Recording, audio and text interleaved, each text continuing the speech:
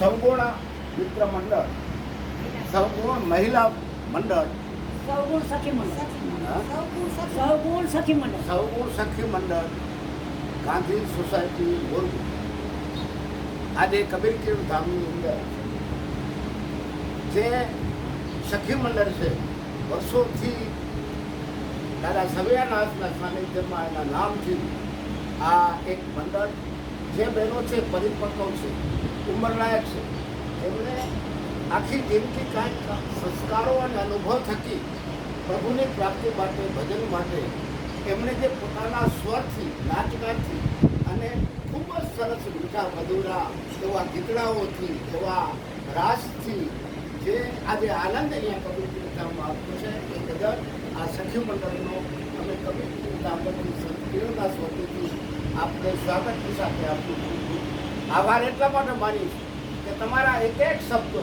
પછી ભજન હોય, લોકગીત હોય, રાસ હોય કે કોઈ પણ હોય, એ સવાલ છે જે આર્ટના કરતા હોય. મીરાબાઈ નાચી હતી, પદ બંધુનું પદ મીરા નાચી, કારણ કે એનામાં જે પ્રેમ હતો એ પ્રેમનું પ્રાગટ્ય જ્યારે થાય છે ત્યારે સામેના વ્યક્તિને અસર પડે છે. નવધા ભક્તિ, નવ પ્રકારની ભક્તિ સંતોએ વર્ણવી છે. એમાં નાચવાનું, કૂદવાનું, રોવાનું, હસવાનું અને છેલ્લે આત્મસાત. નવમી ભક્તિ આત્મસાત, પોતાના હૃદયને આત્માની ઓળખાણ થાય. આત્મા ખુદ પર પોતાની રીતે મીરાબાઈ કીધું કે આત્માના મોરચા વિના ભાવના ફેરા નહીં બન્યું. પણ આજે તમે સ્ટેજ બાય સ્ટેજ આપણા સમાજની જે મહિલાઓની વચ્ચે આ એક સંદેશ છે કે તમને જે ભગીરથ કાર્ય, કારણ કે સૌને પોતાનો પરિવાર છે, બાળકો છે, વહુઓ છે, સમાજના સંસારીના બધા સંબંધો સાથેનો, તેમ છતાં એમાંથી પણ ઘર પરિવારમાંથી તમે જે અમૂલ્ય સમય બચાવી આ લોકોની, મહિલાઓને, આપણી બહેનોને, આપણી સમાજના લોકોને જાગૃત કરો છો એ ખરેખર આપ સૌ ધન્યવાદને પાત્ર છો. અને તમે બધા અત્યારે હું જોઉં છું કે 51 વર્ષની ઉપરના જીવનમાં પ્રસ્થાન કરી રહ્યા છે. તમે પહેલાં કોઈ દીકરી છો, કોઈ પત્ની છો, અને અત્યારે લગભગ તમે સાસુની કક્ષામાં હશો.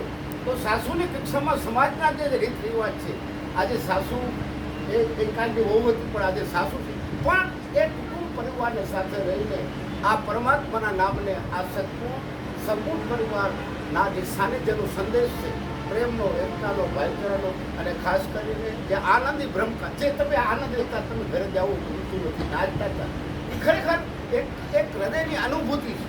અને એટલે જ આ છે ને આનંદી બ્રહ્મકારો, જે આનંદ આવે એ ભગવાન, બીજું ભગવાનને ગોતવામાં કાંઈ જરૂર નથી. મને તમને મળીને આનંદ આવે, મને તમારા શબ્દોથી આનંદ આવે, મને તમારા જે તમે ગાઓ છો, ગીત છો, નાચો છો, એનાથી આનંદ આવે. એ જ પ્રગટ પરમાત્માનું સ્વરૂપ છે. દાદા રામદેવની વાણીમાં તમે ખૂબ જાગૃતિની વાત કરી. દાદા રામદેવજી તો આપણા સમાજ માટે ખૂબ સંદેશ જાણ્યો. અને આપણે જ્યારે દાદા રામદેવને માનતા, કારણ કે એમણે કીધું જતી પુરુષ વિના ધર્મતાને સતી, જતી ને સતી, તમે બધી પ્રાગટ પરમાત્મા શક્તિ સ્વરૂપ શીખ્યું.